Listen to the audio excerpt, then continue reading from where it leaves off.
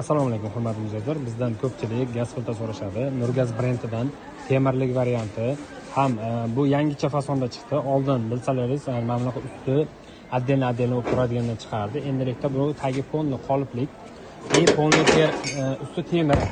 Ya'ni mana bunaqa usti keramikali, ya'ni zaynab qolmasligi uchun ustini keramika qilishgan. Hozir tagini bitta ko'rsatib o'tib ketaman. Aytayotgan narsa mana bunaqa tagi polni qolib deganim. Ko'pchilik bilsa kerak, gaz ishlagandan keyin tagidan ko'p vaqtdan keyin gaz chiqarib boshlaydi, ya'ni tagidan olov chiqarib boshlaydi. Bu esa o'shani oldini olish uchun maxsus o'ziga qolib qilib yasashgan taglarda polni.